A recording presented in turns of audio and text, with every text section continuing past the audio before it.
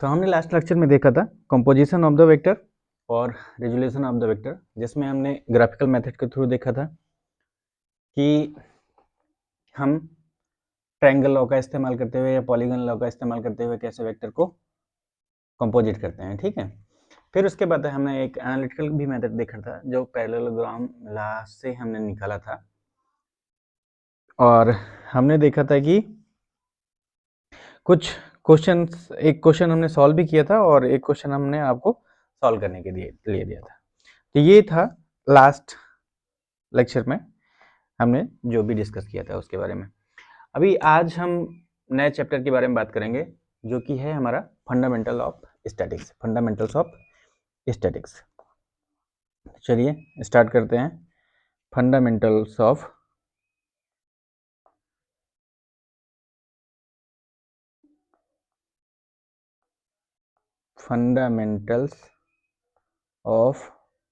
Statics,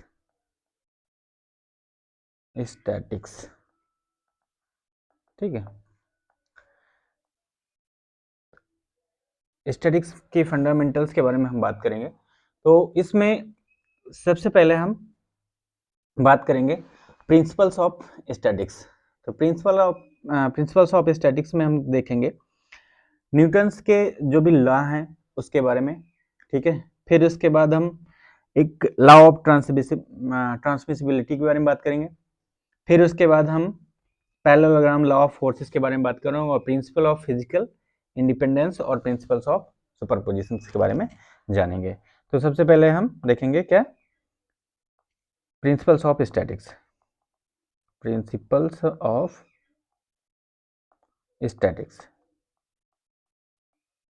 statics, ठीक है।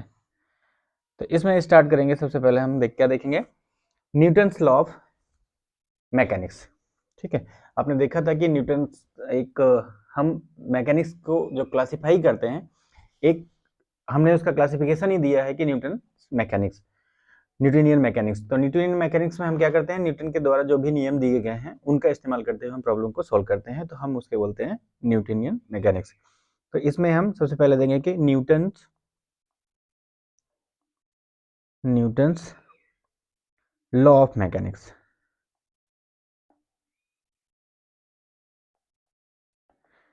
फिर उसके बाद नेक्स्ट हम बात करेंगे इसी में law of transmissibility,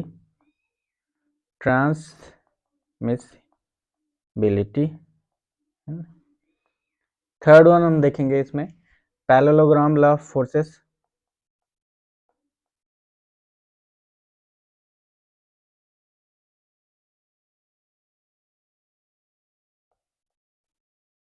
parallelogram law of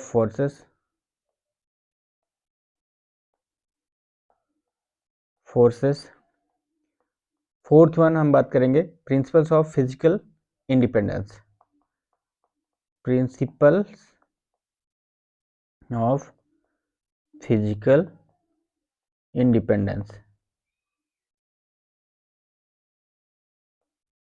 और फिफ्थ वन हम बात करेंगे principles of superposition, principles of superposition,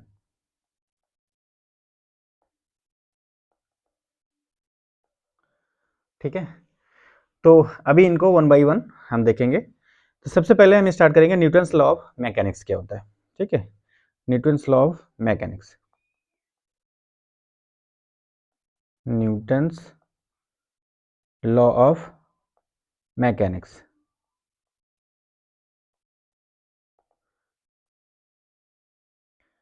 तो न्यूटन्स लॉ ऑफ मैकेनिक्स के जब भी बात करते हैं तो इसमें आ जाते हैं न्यूटन के जो भी नियम हैं। तो न्यूटन के 3 नियम न्यूटन ने दिए थे, फर्स्ट लॉ, सेकंड लॉ और थर्ड लॉ। फिर उसके बाद इसी में आ जाएगा अपना न्यूटन्स लॉ ऑफ ग्रेविटेशन, ठीक है। एक चीज और इसमें ऐड होगी, न्यूटन्स लॉ ऑफ ग्रेविटेशन। तो सबसे पहले हम फर्स्ट लॉ के बारे में हमने उसमें लास्ट चैप्टर में हमने डिस्कस भी किया था कि फर्स्ट लॉ क्या डिफाइन करता है, फोर्स की एक तरह से डिफिनेशन देता है कि अगर कोई बॉडी हमारी रेस्ट में है या फिर कोई बॉडी हमारी मोशन में है, तो वो जब तक कि बाहरी एक्सटर्नल फोर्स, मतलब एक्सटर्नल फोर्स से कोई डिस्टर्बेंस ना लगाया जाए, उसमें डिस्टर्बेंस ना डाला जाए, तब तक वो अपनी अवस्था में बने रहेगी। कहने का मतलब ये है कि अगर कोई बॉडी ऐसे रखी हुई है तो ये रखी रहेगी जब तक के लिए, जब तक कि इसमें कोई बाहर से फोर्स ना लगाया जाए, या फिर कहें कि कोई बॉडी अगर किसी पर्टिकुलर वेलोसिटी से, मान लिया v वेलोसिटी से चलायमान है, मतलब मोशन में है, तो अगर मोशन में है तो ये जब तक कि इसमें कोई बाहरी एक्सटर्नल फोर्स काम नहीं करेगा तब तक ये इसी v वेलोसिटी से चलती रहेगी। ठीक है, इसी v वेलोसिटी से चलती रहेगी। तो ये हमारे न्यूटन के फर्स्ट लॉ में हमने देखा था। ठीक है, फिर हमने सेकंड में हमने क्या देखा कि F बराबर mg निकल के आया था, F बराबर ma निकल के आया था, mg निकल के आया था। लास्ट हमने लेक्चर में उसको भी देखा था कैसे निकल गया था। ठीक है, फर्स्ट हो गया। सेकंड में F बराबर ma देखा था हमने। अब थर्ड वन की बात करेंगे जो कि हमने शायद लास्ट लेक्चर में बस केवल जिक्र किया था, हमने उसमें कुछ रिटर्न में नहीं देखा था। तो थर्ड लॉ हमारा कहता है कि every action there is equal and opposite reaction. ठीक है, every third law of Newton क्या कहता है? There is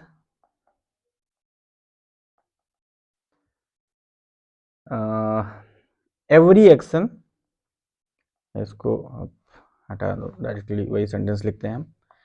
every action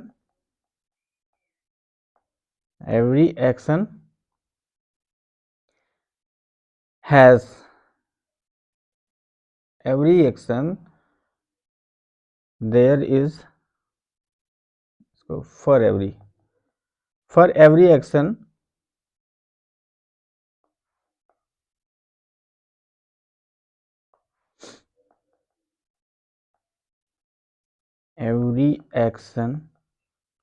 there is equal and opposite reaction। ठीक है, तो इसमें क्या बताया जा रहा है कि कोई भी अगर बॉडी, किसी भी बॉडी के ऊपर कोई फोर्स लगाती है, ठीक है, तो उस बॉडी के ऊपर भी उतना ही फोर्स दूसरी बॉडी से लगेगा, लेकिन उसका डायरेक्शन क्या होगा? अपोजिट होगा। कुछ समझ में है? नहीं आया तो आई थिंक सेम सेंटेंस मैंने लास्ट लेक्चर में भी आपको बोल के समझाया था कि अगर हमारी बॉडी, मान लिया कि एक प्लेन है, मैंने लास्ट लेक्चर में समझाया था इसको। ठीक है, तो अभी वैसे नीड नहीं है, फिर भी देखिए, तो इसका अगर वेट W काम कर रहा है, तो हाँ, अगर इसका हम फ्री बॉडी डायग्राम बनाएं तो अगर नीचे की ओर ये W लग रहा है, तो ये जो प्लेन है, ये प्लेन भी इस पे एक फोर्स लगाएगा जिसको हम R बोलेंगे, और R जो होगा वो W के बराबर होगा। ठीक है, तो every action there is equal and opposite reaction. बहुत सारी जगहों पे इसको देख सकते हैं हम लोग, बहुत सारी क्या, हर जगह पे ये एप्लीकेबल होता है। ठीक है, अब कैसे कह सकते हैं कि जैसे कि अगर बॉल हमने फेंका दीवार पे, तो बॉल जितना फोर्स दीवार के ऊपर लगाएगा उतना ही फोर्स दीवार से बॉल के ऊपर लगेगा। ठीक है, अगर हम किसी सरफेस पे खड़े हैं तो हमारी बॉडी के जितना वेट सरफेस के ऊपर लग रहा है उतना ही रिएक्शन हमारी बॉडी पे लग रहा है। तो ये होता है equal body, equal X, therefore every action there is equal and opposite reaction. ठीक है, तो ये हो गया हमारा न्यूटन का थर्ड लॉ। तो इसको भी हमने जिक्र कर ही लिया था। नेक्स्ट अभी हम बात करेंगे इसमें ग्रेविटेशनल लॉ ऑफ न्यूटन। ठीक है, ग्रेविटेशनल लॉ ऑफ न्यूटन क्या कहता है? ग्रेविटेशनल लॉ ऑफ न्यूटन, तो इसके अकॉर्डिंग क्या होता है कि जब कोई भी दो बॉडी, मान लिया बॉडी ए है और बॉडी बी है, और इनके बीच की अगर सेंटर से सेंटर हम डिस्टेंस देखें तो वो कितना है डी। इनका वेट अगर देखें W1 W2, वेट नहीं इसका द्रव्यमान की बात करेंगे हम, तो M1 और M2। तो न्यूटन लॉ ऑफ मोशन जो sorry gravitational law of Newton जो है वो क्या कहता है कि अगर दो बॉडी, कोई भी दो बॉडी अगर है कहीं भी एग्जिस्ट कर रही हूँ, नथिंग मैटर है ना, कहीं भी एग्जिस्ट कर रहे हैं, तो ये क्या करेंगे, एक दूसरे की ओर आकर्षण बल लगाती है, एक दूसरे को अपने तरफ खींचने की कोशिश करती है, और वो जो फोर्स होगा वो काहे के प्रोपोर्शन होगा, एक तो इनका जो द्रव्यमान m1 और m2 इसके मल्टीप्लिकेशन के प्रोपोर्शनल होगा, और ये जो है प्रोपोर्शनल होगा जो इनके बीच की जो डिस्टेंस होगी सेंटर उसके जो भी डिस्टेंस होगा उसके स्क्वायर के बीज क्रमानुपाती, मतलब कि इनवर्सली प्रोपोर्शनल है। तो यहां पे कह सकते हैं कि 1/d² के प्रोपोर्शनल। तो अगर इसको हम लिखना चाहे तो इसको हम कैसे रिप्रेजेंट कर सकते हैं, इसको हम कह सकते हैं F बराबर या F proportional to M1 M2/d²। अगर मुझे याद आ रहा है, सही हूं मैं, आप लोग कमेंट करके बता भी सकते हैं, कैप्लन का जो नियम था वो भी कुछ ऐसा ही बता रहा था कि अगर कोई बॉडी अंतरिक्ष में है, वो दो बॉडी आपस में ऐसे ही कुछ अट्रैक्टिव फोर्स फील करती हैं, वो भी M1 M2/d² के बराबर ऐसे कुछ था। तो आप लोग उसको कमेंट करके हमें बता सकते हैं, ठीक है। तो ग्रेविटेशनल लॉ ऑफ न्यूटन में हमने देखा कि दो बॉडी हैं, वो आपस में अट्रैक्शन फोर्स लगाएंगे एक दूसरे पे, और वो फोर्स की वैल्यू, वो फोर्स किसके प्रोपोर्शनल होगा, उनके द्रव्यमान के या मास के मल्टीप्लिकेशन के प्रोपोर्शनल होगा, और उनके बीच में अगर डिस्टेंस की बात करें तो उसके स्क्वायर के इनवर्सली प्रोपोर्शनल होगा। तो यहाँ से F बराबर क्या निकल के आएगा, एक ग्रेविटेशनल कांस्टेंट है, इसको बोलते हैं G M1 M2/d², ठीक है, M1 M2/d²। अगर तो G को हम क्या बोलते हैं, G is called as gravitational constant, ठीक है। अब कोई अगर पूछे, कभी क्वेश्चन आ रहा है कि G का नियतांक क्या हो सकता है, मतलब बीमा क्या होती है, इसको और भी कुछ बोलते हैं बीमा को, यूनिट क्या होती है, तो हम कह सकते हैं कि G बराबर क्या लिखेंगे, F इंटू d²/M1 M2, यहाँ से निकल के आएगा newton metre square upon kilogram का स्क्वायर। तो ये हो गया इसकी बीमा। अब इसको साइंटिस्ट लोगों ने एक्सपेरिमेंट करके G की वैल्यू फाइंड किया, तो G की वैल्यू हम आपको डायरेक्टली बताते हैं। G की वैल्यू होती है 6.673 into 10⁻⁻11 newton metre square upon kilogram का स्क्वायर, ठीक है। तो ये होती है G की वैल्यू। अभी यहाँ से हम लोग एक बहुत अच्छा सा रिलेशन फाइंड करेंगे, जो कि नॉर्मल हम लगभग सारी इंजीनियरिंग प्रॉब्लम्स में उसको अप्लाई करते हैं, है ना, कुछ क्या कहता है एक्साइटिंग। तो देखते हैं क्या एक्साइटिंग है। तो यहाँ से अगर हमको निकालना पड़ जाए कि अगर कोई बॉडी पृथ्वी के सरफेस पर रखी हुई है, कोई बॉडी अगर पृथ्वी के सरफेस पर रखी हुई है तो उस पर पृथ्वी कितना फोर्स लगाएगी, या फिर वो पृथ्वी पर कितना फोर्स लगाएगा ठीक है। तो वो होता है, हमको कहते हैं उसको ग्रेविटेशनल कांस्टेंट, जो स्मॉल g की वैल्यू होती है वो निकल के आता है। कैसे होगा उसको देखते हैं। तो F बराबर, मान लिया कि ये हमारा अर्थ है और इस पे कोई एक बॉडी रखी हुई है लाइक दिस, है ना। अब इसका जो M1 का मान है वो 1 kg लेके चलेंगे, और ये है हमारी अर्थ, तो इसका ME बराबर अर्थ का द्रव्यमान क्या होता है? अर्थ का द्रव्यमान होता है, देख के बताएंगे भाई, याद थोड़ा ना रहेगा मेरे को। हाँ, 5.9650 इंटू 10⁻24। ठीक है, ये होता है पृथ्वी का द्रव्यमान। और इसकी जो त्रिज्या होगी, ये कितनी होती है? 6371 किलोमीटर। ठीक है, तो हम ये कह सकते हैं कि इनके जो बीच की डिस्टेंस होगी वो इसके त्रिज्या के बराबर होगी, मतलब रेडियस के बराबर होगी अर्थ के। तो यहाँ पे अगर हम सारे मान रखें तो F बराबर क्या होता है? G into M1 M2 upon D square. तो यहाँ से हम अगर G की वैल्यू रखें तो 6.673 इंटू 10⁻11 इंटू M1 कितना 1 kg हमने लिया, और M2 कितना लिया हमने 5.96504 इंटू 10⁻24। यहाँ नीचे क्या आएगा अपना डी स्क्वायर, डी की वैल्यू कितनी आएगी 6371 गुणे 10⁻³ का स्क्वायर। इसको अगर हम सॉल्व करते हैं तो हमारे पास निकल के आती है वैल्यू 9.80665। अब इसी को हम कह देते हैं 9.81। ये वैल्यू आप लोग को कुछ पहचानी जानी से लग रही है? ठीक है, पहचानी जानी से लगनी भी चाहिए, नहीं लग रही है तो मतलब कि कुछ दिक्कत है।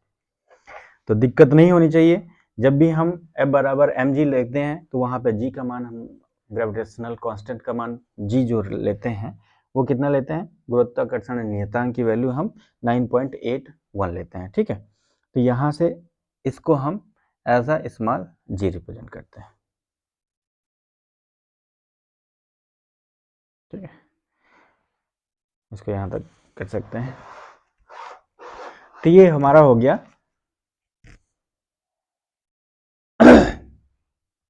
F बराबर, तो F जो होगा तो ये इसकी यूनिट क्या निकल के आएगी? न्यूटन।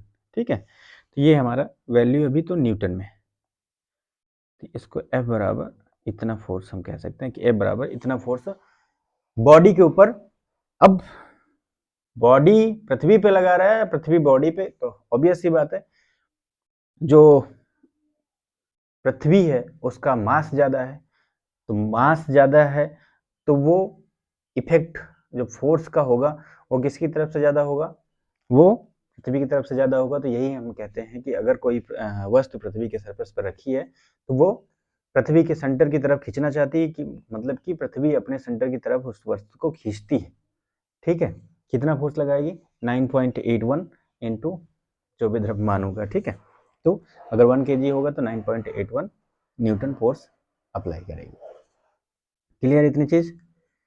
अभी नेक्स्ट हम बात करेंगे, ये तो हो गया हमारा gravitational law of Newton. Next यहां से हम बात करेंगे कि लॉ ऑफ ट्रांसमिसिबिलिटी। ठीक है, लॉ ऑफ ट्रांसमिसिबिलिटी।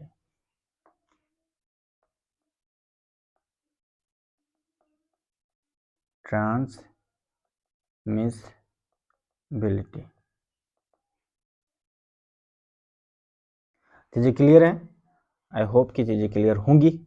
नहीं है तो थोड़ा सा उसको फिर से देखिएगा, सब क्लियर हो जाएंगी चीजें। कुछ नहीं है, दो बॉडी अगर कहीं भी एग्जिस्ट कर रही हैं तो वो एक दूसरे को अपनी ओर आकर्षित करती हैं। जो आकर्षण बल होता है वो उन दोनों बॉडी के वे मास के मल्टीप्लिकेशन के अनुक्रमानुपाती, मतलब कि प्रोपोर्शनलेट होता है। और उन दोनों बॉडी के बीच में अगर कोई डिस्टेंस है तो उस डिस्टेंस के स्क्वायर के इनवर्सली प्रोपोर्शनल होगा। बस इतना सा था। अब नेक्स्ट हम बात करेंगे law of transmissibility. Law of transmissibility बहुत इजी है। क्या है बहुत इजी?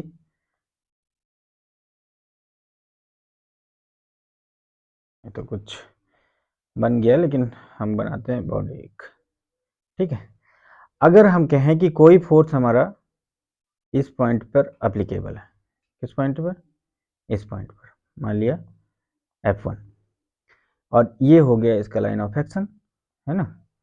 इसको अगर हम दूसरे पेन से रिप्रेजेंट करें, ये हो गया हमारा लाइन ऑफ एक्शन कुछ ये।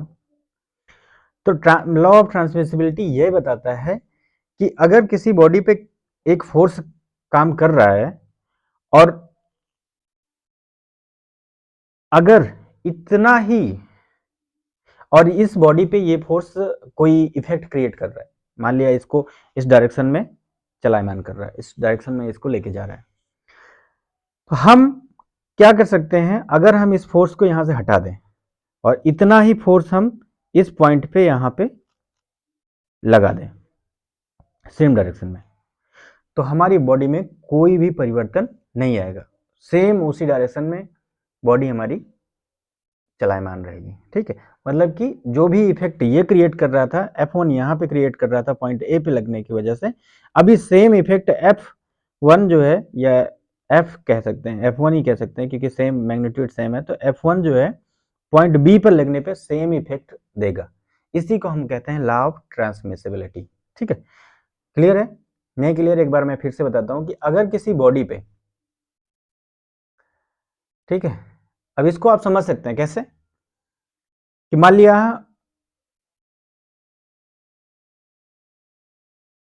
हमारी गाड़ी जो है कीचड़ में फंस गई। ठीक है, हमारी गाड़ी कीचड़ में फंस गई, ये हमारी गाड़ी है और कीचड़ में फंस गई। अब ये हम हैं, ठीक है, और इसमें कोई फोर्स अप्लाई कर रहे हैं कि इसको इस डायरेक्शन में ले जाने के लिए, तो इसमें इस गाड़ी पे जितना हम यहाँ पे फोर्स लगा के इफेक्ट डाल सकते हैं, सेम हम क्या कर सकते हैं कि हम यहाँ खड़े हो जाएं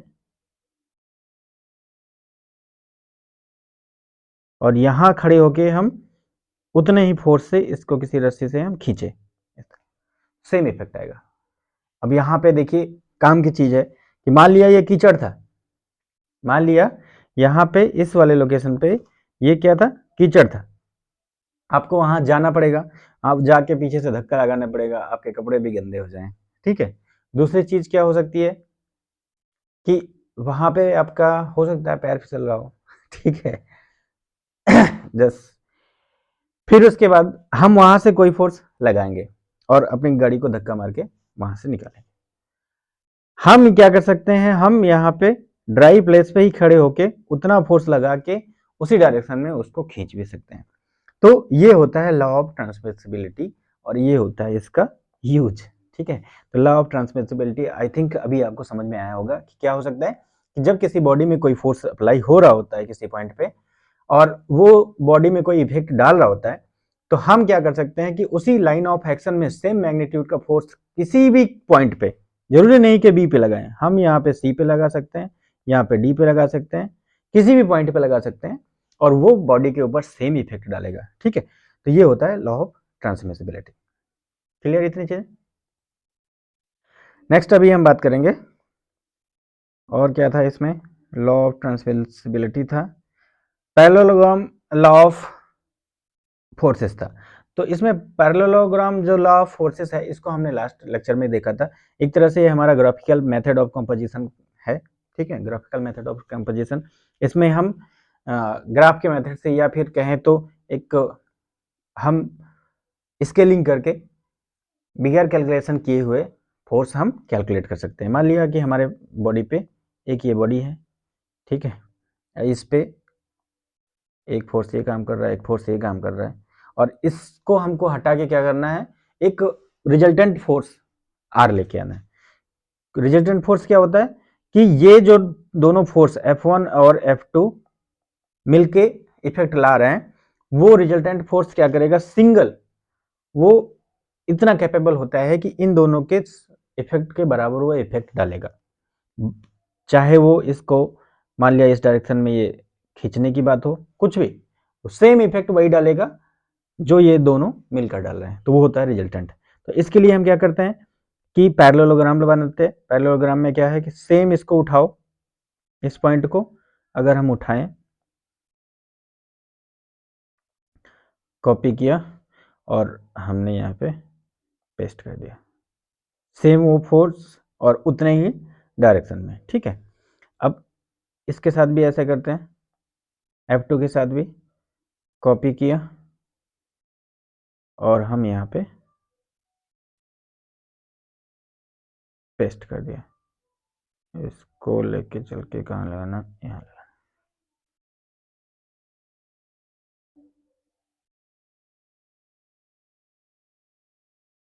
ठीक है, अभी हम अगर एक पैरेललोग्राम बनाएं, क्या बनाएं, पैरेललोग्राम, ठीक है। तो अभी एक इसकी ये विकर्ण क्रिएट होता है, कुछ नहीं करना है हमको। मान लिया कि अगर ये इतना इतना इतना इतना इतना, ये 1 2 3 4 5 6, मतलब एक स्केल हमने फिट किया। स्केल से हमने कि इतने डिस्टेंस पे हमारा कितना न्यूटन शो कर रहा है, 5 न्यूटन, ठीक है। और ये वाला भी उसी स्केल से हम मान लिया ये कर रहा है 4 न्यूटन, ठीक है। तो हम सेम स्केल से ये वाली डिस्टेंस हम नाप लेंगे और हमको पता चल जाएगा कि कितना फोर्स हमारा काम कर रहा है। तो ये एक तरह से ग्राफिकल मेथड इसको बता सकते हैं। तो ये होता है पैरेललोग्राम, जो कि लास्ट लेक्चर में हमने अच्छे से डिस्कस किया था, और इसी के इस्तेमाल करते हुए हमने क्या निकाला था, एनालिटिकल फॉर्मूला भी निकाला था, ठीक है। कि आर की वैल्यू क्या होती है, क्या होती है भाई, अंडर रूट F1 का स्क्वायर प्लस F2 का square plus 2 F1 F2 cos theta, ऐसा ही था, यही था। तो ऐसे करके हम पैरेललोग्राम लॉ का इस्तेमाल करते हैं, ठीक है, जो कि लास्ट लेक्चर में डिस्कस कर लिया, इसलिए हम अभी यहाँ पर डिस्कस नहीं कर रहे हैं। नेक्स्ट हम बात करेंगे principle of physical independence of forces, principles of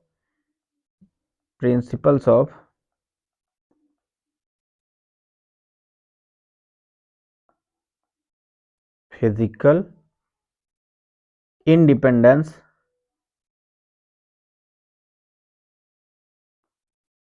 of forces. अब ये क्या बता रहा है, देखिए आप लोग अगर इसमें कुछ लिखने के लिए आप ये सोच रहे होंगे कि हम बताएंगे और आप लिखेंगे, तो लिखने से बेटर है आप लिखा हुआ तो गूगल पे कहीं भी पा जाएंगे, ठीक है।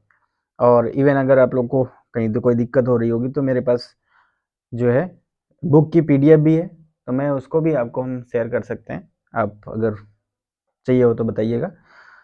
तो इसलिए मैं लिखा नहीं रहा हूँ, चीज़ों को कॉन्सेप्ट वाइज मैं समझाने की कोशिश कर रहा हूँ, और आई थिंक यही बेटर है। तो दूसरा हमको क्या देखना है, principles of physical independence of forces. तो ये क्या कहता है कि ये बताता है कि अगर कोई फोर्स F है, ठीक है, और कोई फोर्स F है और ये क्या करेगा, बॉडी को इस डायरेक्शन में लेके जाने की कोशिश करेगा, और कोई फोर्स मान लिया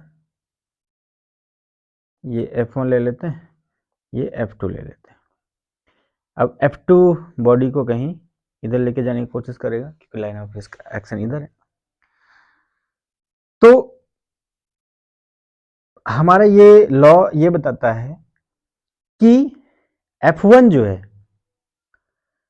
वो अपने जो अपना इफेक्ट दे रहा था बॉडी के ऊपर वही इफेक्ट देगा, ठीक है। ये नहीं कि F2 लगाने से F1 अपना इफेक्ट चेंज कर लेगा, ऐसा नहीं होता। कहने का मतलब ये है कि अगर कोई इंडिविजुअल फोर्स काम कर रहा है या नंबर्स ऑफ फोर्सेस काम कर रहे हैं और इंडिविजुअल का कुछ इफेक्ट है, तो इंडिविजुअल का जो इफेक्ट है वो चाहे जितने नंबर ऑफ फोर्सेस लगा लो उस पर कोई फर्क नहीं पड़ेगा, ठीक है। कहने का मतलब ये हुआ कि अगर कोई इलेक्शन चल रहा है, कोई इलेक्शन चल रहा है और मान लिया एक पर्सन है ए, ठीक है, वो किसी एक पार्टी को सपोर्ट कर रहा है, किसी एक पार्टी को सपोर्ट कर रहा है। तो अभी मान लिया पार्टी हो गई है पी, अब ए जो है पी पार्टी को सपोर्ट कर रहा है, पी पार्टी को सपोर्ट कर रहा है। अब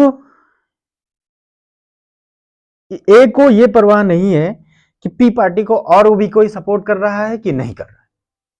ऐसा नहीं कि 10 लोग पी पार्टी को सपोर्ट कर रहे हैं तो इसलिए ए इसको सपोर्ट कर रहा है, ऐसा नहीं। ए को सपोर्ट करना है तो करेगा, चाहे ये 10 लोग यहां रहें चाहे किसी और के पास रहे। समझ में आ रहा है मेरी बात? कहने का मतलब ये है कि अगर कोई एक बॉडी है, कोई एक बॉडी है और मान लिया ये एक बॉडी है और इस पे कोई फोर्स F1 काम कर रहा है, तो F1 हमेशा क्या करेगा, बॉडी को इधर धक्का मारने की कोशिश करेगा तो करेगा। हो सकता है आप इस डायरेक्शन से भी फोर्स लगा रहे हो, इस डायरेक्शन से भी फोर्स लगा रहे हो, तो ये रिजल्ट भले ही ये ना हो कि यहाँ पे गाड़ी निकल के आए, हो सकता है कि जहां भी रिजल्टेंट इसका काम करेगा उधर गाड़ी जाएगी, ठीक है, बॉडी उधर मूव करेगी। लेकिन इसका कहने का ये मतलब नहीं हुआ कहीं से कि इन सारे फोर्सों की वजह से एफ भी क्या कर रहा है कि अपनी डायरेक्शन को बदल के यहां पे जा रहा है, ऐसा नहीं। वो रिजल्टेंट बन रहा है, इस वजह से बॉडी उस डायरेक्शन में, रिजल्टेंट की डायरेक्शन में मूव होके जाएगी, वो अलग बात है। लेकिन एफ इंडिविजुअल जो है वो हमेशा गाड़ी को इस साइड में ही धक्का मारने की कोशिश करेगा। तो ये होता है principles of physical independence of forces, ठीक, principles of physical independence of forces. Clear है चीजें? क्लियर है तो बहुत अच्छी बात है, नहीं क्लियर है तो थोड़ा सा करिए मेहनत आप लोग भी। अब नेक्स्ट हम देखेंगे, ये तो होगा principles of physical independence of forces. अभी हम नेक्स्ट बात करेंगे प्रिंसिपल्स ऑफ सुपरपोजिशन, बहुत इंपॉर्टेंट है। Principle of superposition, principles LES of superposition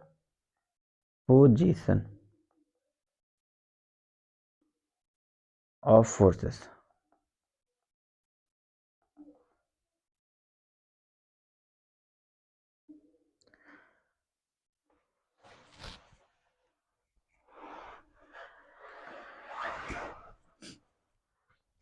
अब ये क्या बता रहा है? ये बता रहा है कि अगर किसी बॉडी पे सिस्टम ऑफ फोर्सेस लगे हुए, सिस्टम ऑफ फोर्सेस लगा हुआ है मतलब कि एक बॉडी पे बहुत सारे फोर्स लगे हुए हैं, एक यहां से भी लगा हुआ, यहां से भी लगा हुआ, यहां से भी लगा हुआ, यहां से भी लगा हुआ, ठीक है, सिस्टम ऑफ फोर्सेस लगे हुए हैं। तो इस बॉडी पे सेम इफेक्ट पड़ेगा अगर इनको सबको हम हटा के रिजल्टेंट लगा दें, सॉरी, इसको इनको सबको हटा के हम रिजल्टेंट लगा दें। प्रिंसिपल्स ऑफ सुपरपोजिशन क्या कहता है कि अगर किसी बॉडी पे सिस्टम ऑफ फोर्सेस लगे हुए हैं और उस बॉडी पे कुछ इफेक्ट डाल रहे हैं तो सेम इफेक्ट उन सब का रिजल्टेंट डालेगा। क्लियर है? नहीं क्लियर है? चलिए कोई बात नहीं।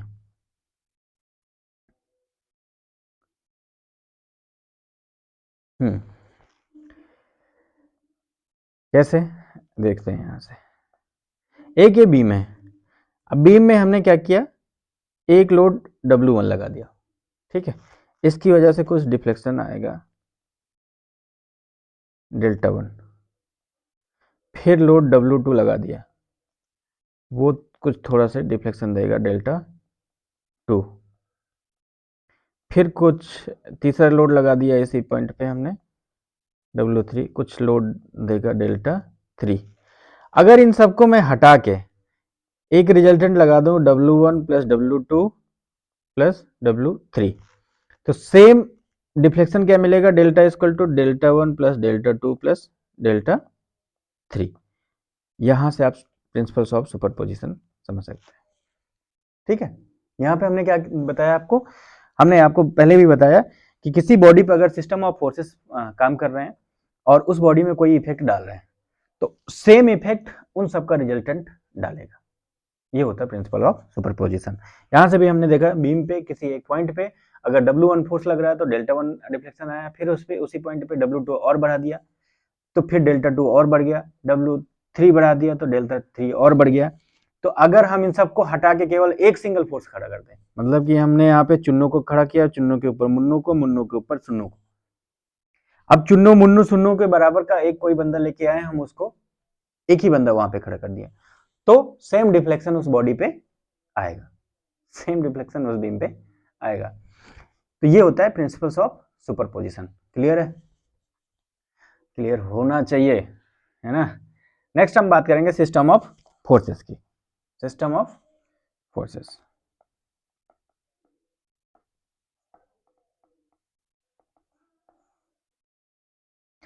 अब सिस्टम ऑफ फोर्सेस में ये समझिए कि सिस्टम ऑफ फोर्सेस बोलते किसको है कि जब किसी बॉडी पे एक से ज्यादा फोर्स काम कर रहे हैं तो उसको बोलेंगे सिस्टम ऑफ फोर्सेस। ठीक है, एक से ज्यादा फोर्सेस काम कर रहे हैं तो उसको कह सकते हैं system of forces. Single force को भी वो कह सकते हैं, नहीं कहेंगे। ठीक है, तो इसमें कुछ कंडीशंस अराइज होती हैं। कौन क्या क्या हो सकता है? एक तो आपका हो सकता है को प्लानर, दूसरा हो सकता है कॉन करेंट। को प्लानर, कॉन करेंट। अभी इसी में एक नॉन को प्लानर हो सकता है,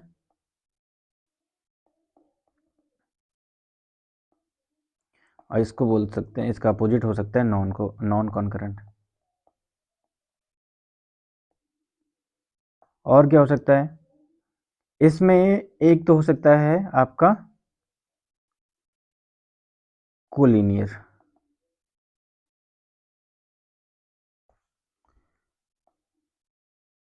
ठीक है, कोलिनियर।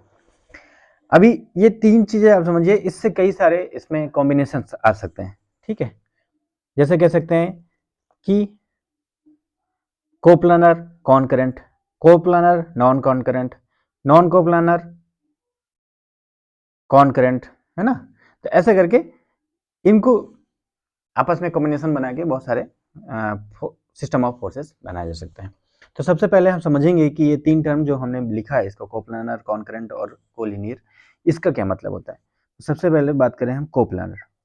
कोप्लानर स्पेलिंग का यार जो है ना इशू रहता है, थोड़ा सा उसको मैनेज कीजिएगा। कोप्लानर, तो कोप्लानर क्या होता है? नाम से ही पता चल रहा है हमको कि एक ही प्लेन है जिसपे सारे फोर्सेस काम कर रहे हैं।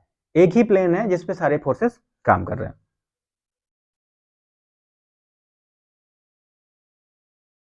ठीक, अब इसी पे सारे फोर्सेस काम कर रहे हैं, चाहे वो इधर से हो चाहे इधर से, सारे फोर्सेस इधर से इस पे ही इसी प्लेन पे काम कर रहे हैं। अगर किसी एक ही प्लेन पे सारे फोर्स काम करते हैं तो उन सारे फोर्सेस को क्या बोलते हैं? Coplanar. Same force same plan पे काम प्लान पे काम करने वाले, प्लेन पे काम करने वाले फोर्सेस को हम कोप्लानर बोलते हैं। कॉन करंट क्या होगा? कॉन करंट क्या होता है कि जो भी फोर्सेस होंगे उनका जो लाइन ऑफ एक्शन होगा किसी एक बिंदु पर जाके मैच कर रहा होगा। ठीक है, किसी एक बिंदु पर जाके मैच कर रहा होगा। मान लिया कि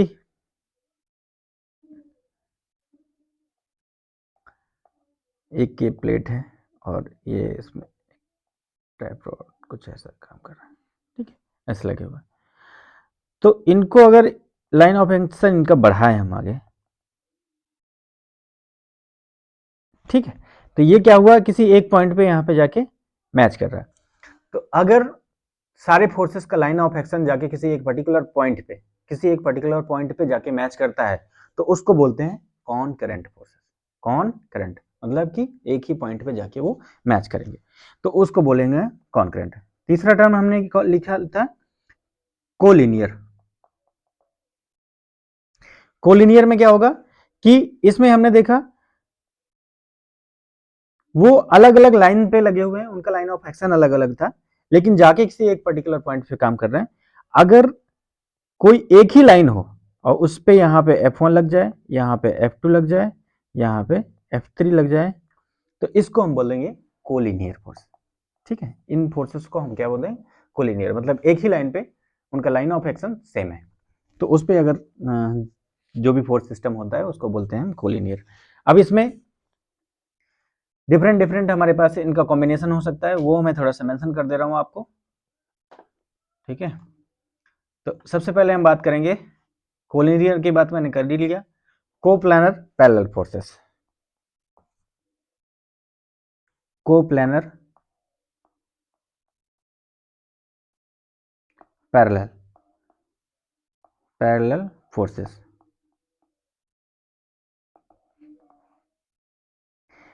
सेम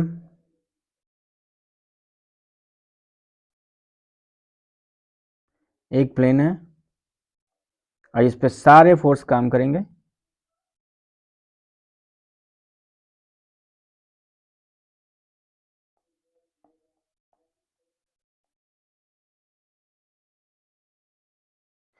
ठीक है, तो ये हो गया हमारा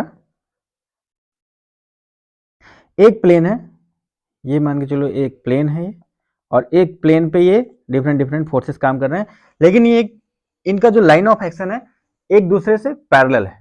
ठीक है, एक दूसरे से पैरेलल। अब इनको कहीं भी बढ़ा दो आगे, इनको कहीं भी आगे इनका लाइन ऑफ एक्शन बढ़ा दो, ये क्या होगा, एक दूसरे से सेम डिस्टेंस पे, एक दूसरे से सेम डिस्टेंस पे रहेंगे, एक दूसरे से सेम डिस्टेंस पे रहेंगे। तो इसलिए हम इसको कह देंगे कि कोप्लानर पैरेलल फोर्सेस। नेक्स्ट इसमें क्या हो सकता है, नेक्स्ट हो सकता है कोप्लानर लाइक पैरेलल फोर्सेस। इसी में हम एक टर्म और कर सकते हैं, कोप्लानर लाइक पैरेलल। अब लाइक पैरेलल जब हो जाता है, इसको अलग से लिख देते हैं आपको, कोप्लानर लाइक पैरेलल।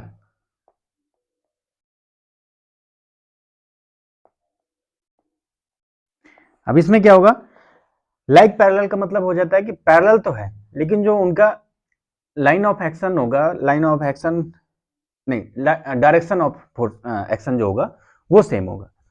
सेम होने का मतलब कि अगर फोर्स अपवर्ड काम कर रहे हैं तो सारे फोर्स क्या करेंगे, अपवर्ड काम करेंगे। ठीक है, लाइक पैरेलल का मतलब हुआ कि सारे फोर्स कैसे हैं, एक ही डायरेक्शन में काम कर रहे हैं। अपवर्ड काम कर रहे हैं तो अपवर्ड काम करेंगे, अगर डाउनवर्ड काम कर रहे हैं तो सारे फोर्स डाउनवर्ड होंगे। तो ये हो गया आपका line of action, sorry coplanar like parallel. अब लाइक पैरेलल, अब इसी में अनलाइक पैरेलल हो सकता है। अनलाइक पैरेलल में मतलब क्या आ सकता है कि जो भी फोर्स हैं कुछ अपवर्ड काम कर रहे हैं, कुछ डाउनवर्ड काम कर रहे हैं, तो वो क्या लाइक पैरेलल होगा, वो लाइक पैरेलल नहीं होगा। क्लियर है। अभी नेक्स्ट इसमें क्या हो सकता है, कोप्लानर एंड कॉनकरेंट। कोप्लानर एंड कॉनकरेंट, अभी कोप्लानर कॉनकरेंट क्या है ये, कि एक प्लेन पे तो काम कर रहे हैं, वो आ भी कहीं से रहे होंगे, लेकिन जाके किसी एक पर्टिकुलर पॉइंट पे सब मैच कर रहे होंगे। किसी एक पर्टिकुलर पॉइंट पे उनका अगर लाइन ऑफ एक्शन हम खींचे तो वो किसी एक पर्टिकुलर पॉइंट पे मैच कर रहे होंगे, तो उसको हम बोलते हैं कोप्लानर कॉनकरेंट। ठीक है, अब नेक्स्ट हो सकता है कोप्लानर नॉन कॉनकरेंट। नॉन कॉनकरेंट का मतलब हो गया कि ये जो हमने दिखाया था कोप्लानर पैरेलल फोर्सेस, अब इसमें क्या कहीं पे जाके ये मैच करेंगे एक दूसरे से, नहीं, कहीं पे मैच नहीं करेंगे, क्योंकि सब हमेशा इनकी लाइन ऑफ एक्शन एक दूसरे से समान डिस्टेंस पे ही रहेगी। तो ये हो गया कोप्लानर नॉन कॉनकरेंट। फिर हम बात करेंगे non coplanar parallel forces. Non coplanar का मतलब कि यहाँ पे फोर्स काम कर रहा होगा और पैरेलल है इस वाले के, तो क्या होगा, ये फोर्सेस कैसे होंगे, non coplanar but parallel forces. फिर हम बात करेंगे नॉन कोप्लानर कॉनकरेंट की। नॉन कोप्लानर कॉनकरेंट का मतलब हुआ कि एक यहां पे लग रहा है, एक यहां से जा रहा है। अब ये दोनों फोर्स कहीं जाके मैच करेगा, ये दोनों फोर्स, तो ये दोनों फोर्स क्या है, क्या दोनों एक प्लेन पे काम कर रहे हैं, ये वाला फोर्स और ये वाला फोर्स क्या एक प्लेन पे काम कर रहे हैं, नहीं, एक प्लेन पे काम नहीं कर रहे हैं, लेकिन किसी एक पॉइंट पे जाके उनका लाइन ऑफ एक्शन मैच करेगा, तो उसको हम बोलेंगे नॉन कोप्लानर कॉनकरेंट फोर्स सिस्टम। ठीक है, और क्या हो सकता है इसमें, नॉन कोप्लानर नॉन कॉनकरेंट, कि वो सेम, अब इसी में अगर हम बात करें,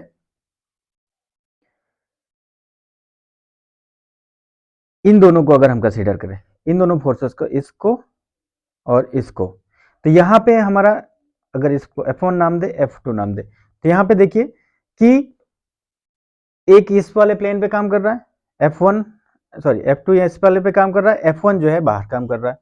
तो इसका मतलब ये हुआ कि एक प्लेन पे तो नहीं है, F1 F2 एक प्लेन पे तो नहीं है, तो नॉन कोप्लानर हो गया, नॉन कोप्लानर हो गया। अगर हम इसकी लाइन ऑफ एक्शन भी मैच करें, और तो क्या एक दूसरे को कहीं काटेंगे, कहीं नहीं काटेंगे, ये एक दूसरे समान डिस्टेंस पे रहेंगे, तो ये क्या कॉन्करेंट है? नहीं है। तो नॉन कोप्लेनर, नॉन कॉन्करेंट। तो ये सारे फोर्स सिस्टम है, आई होप समझ में आ रहा होगा आप लोग को। नेक्स्ट हम बात करेंगे मोमेंट ऑफ फोर्स। अभी आपकी कहानी यहाँ से जर्नी अच्छे से स्टार्ट होती है, और जर्नी तो डे 1 से ही स्टार्ट है, ठीक है। वो हो रहा था कि क्या कहते हैं, माहौल बनाना, है ना। अभी आप यहाँ से थोड़ा सा सीरियस होकर चीजों को देखो। तो moment of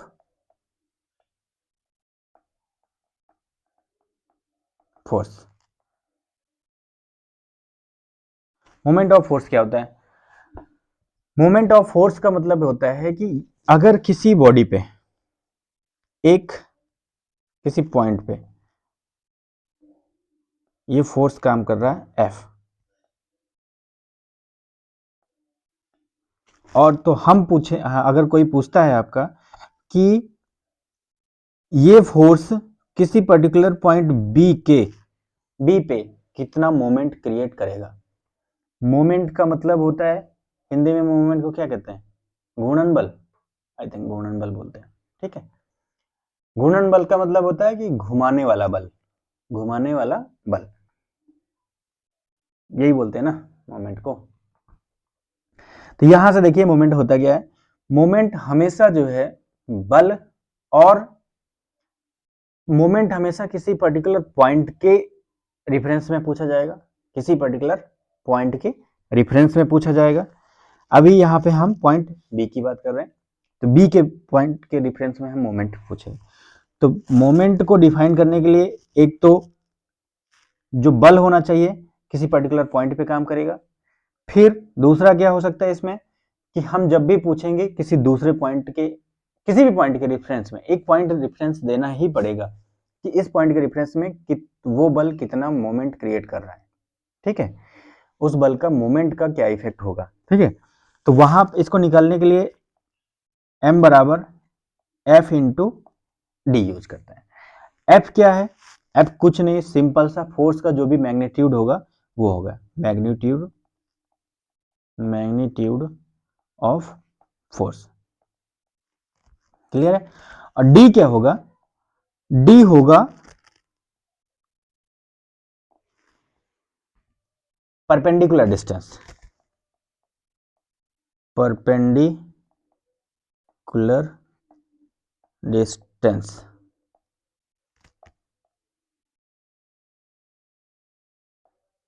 of from any given point to the force, ठीक है। इंग्लिश थोड़ा समझने की कोशिश करिएगा। तो क्या होता है मोमेंट ऑफ ए फोर्स? क्या होगा? बल गुणे लंबवत दूरी। जो भी कोई भी पर्टिकुलर पॉइंट अगर दे दिया, मान लिया हम कोई पॉइंट यहां दे देता, जरूरी नहीं कि बॉडी के अंदर ही दिया, हमको यहां दे दिया, हम यहां से इस पॉइंट से उस बल पे एक लंब खींचेंगे, क्या ये लंब है? नहीं, ये लंब नहीं है, तो इसका मतलब ये वाली डिस्टेंस नहीं होगी। तो ये लंब कैसे होगा? इसको हटाओ यहां से, डिलीट।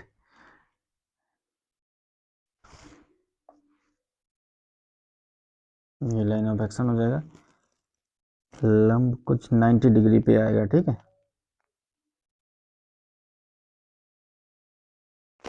क्लियर है। ये मतलब 90 डिग्री का एंगल बनाएगा। अब इस पॉइंट से जो भी डिस्टेंस होगी वो डिस्टेंस, मतलब कि मिनिमम डिस्टेंस हम कंसीडर करेंगे, ठीक है। बल से, बल के लाइन ऑफ एक्शन से पॉइंट तक की, किसी भी जिस पॉइंट के रेफरेंस में पूछा गया वहां तक की जो मिनिमम डिस्टेंस होगी उसको हम कंसीडर करते हैं, और उनका मल्टीप्लीकेशन हमको क्या देता है? मोमेंट देता है, ठीक है। तो moment can be defined as a multiplication of force into perpendicular distance, ठीक है, परपेंडिकुलर डिस्टेंस या minimum distance from the reference point, okay. तो force can be defined as the, sorry, moment can be defined as the multiplication of the force into minimum distance of a force from a reference point, ठीक। अब इसके use क्या क्या होते हैं, इसका use बहुत इंपॉर्टेंट है, ठीक है। आप आपने नहीं सोचा है तो सोचिए इस चीज को, थोड़ा सा मैं बता रहा हूँ आपको। अभी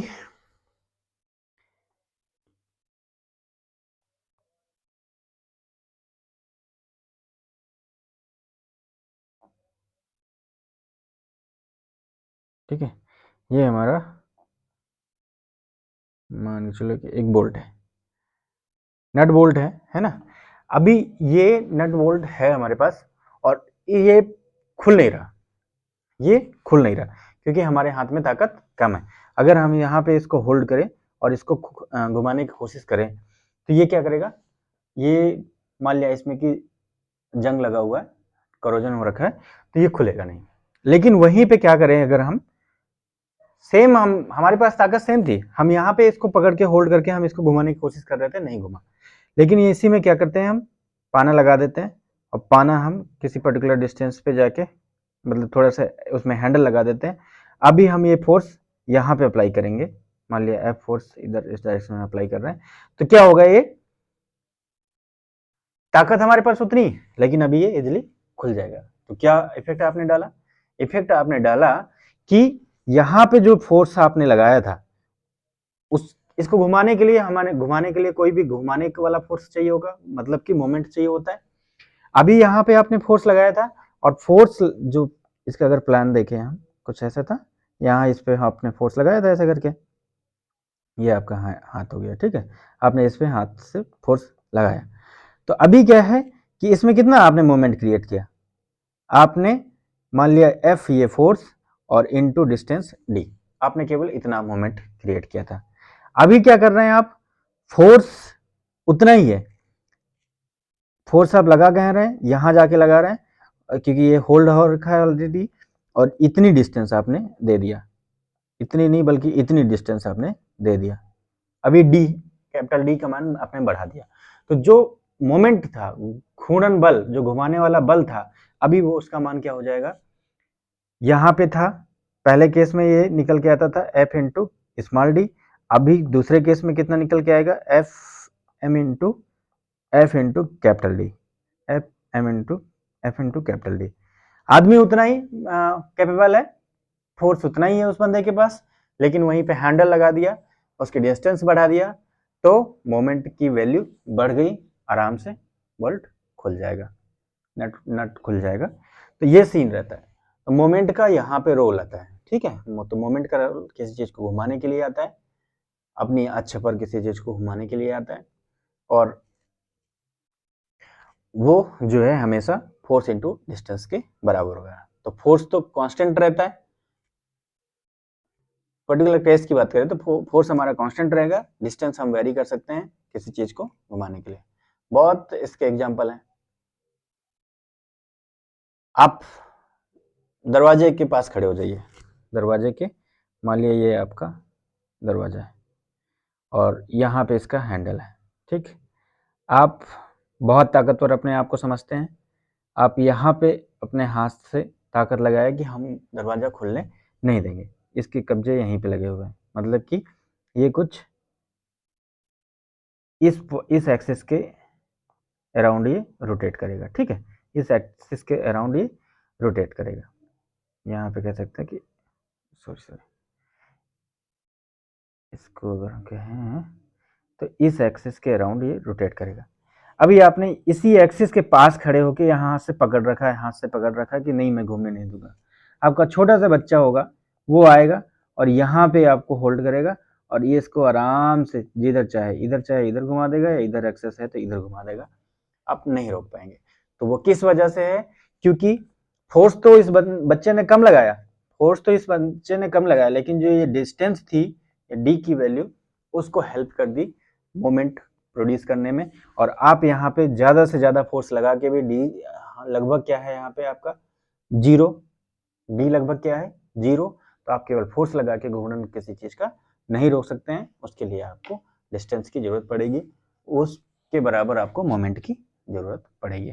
तो आई होप मोमेंट का सीन आपको समझ में आया होगा, मोमेंट क्या है, घूर्णन बल क्या है, किस हिसाब से ये काम करता है, और इन फ्यूचर जो भी जहाँ जहाँ पे इसका रोल आएगा हम वहाँ पे बात करेंगे, ठीक है। तो ये हो गया मोमेंट के बारे में। नेक्स्ट और क्या हम देख सकते हैं,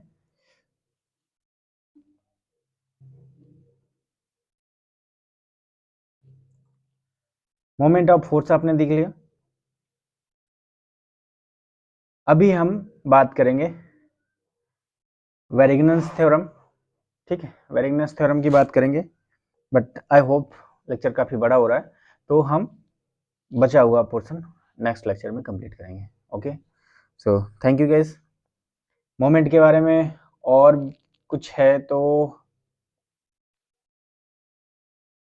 उसके बारे में थोड़ा सा देख लेते हैं। हाँ, मोमेंट आपका हमेशा एक डायरेक्शंस को लेके चलता है। डायरेक्शंस का मतलब होता है कि ये घुमाने का काम करेगा, तो घुमाएगा किस तरफ, ठीक है। एक एक्सिस होगी, एक पर्टिकुलर, मान लिया ये एक्सिस है, इसी के या तो इधर इस डायरेक्शन में घुमाएगा या तो इस डायरेक्शन में घुमाएगा। तो या तो क्लॉकवाइज घुमाएगा, अगर इस ऐसे घुमा रहा है तो क्लॉकवाइज, अगर इसके अपोजिट डायरेक्शन में घुमा रहा है तो एंटी क्लॉकवाइज। तो दो डायरेक्शन में होते हैं इसको, क्लॉकवाइज या एंटी क्लॉकवाइज। तो इस चीज का भी हमको ध्यान रखना है कि फोर्स के अंदर किसी वस्तु को घुमाने की टेंडेंसी तो है, लेकिन किस डायरेक्शन में घुमाएगा वो डिपेंड करता है कि हम पॉइंट ऑफ रेफरेंस कौन सा लेते हैं और कई सारी चीजें। तो हम देखते हैं नेक्स्ट लेक्चर में। So thank you guys, I hope आप लोग को थोड़ा बहुत समझ में आया होगा, आना चाहिए पूरा, क्योंकि मैं चीज़ों को प्रैक्टिकल वे में समझाने की कोशिश कर रहा हूँ। लिखित में बहुत कुछ नहीं देता हूँ आपको, बट आई होप ये आपके लिए काफ़ी बेनिफिट रहेगा। जब हम क्वेश्चन सॉल्व करेंगे तो ये चीज़ें काफ़ी बेनिफिशियल होंगी। So thank you guys, thank you so much.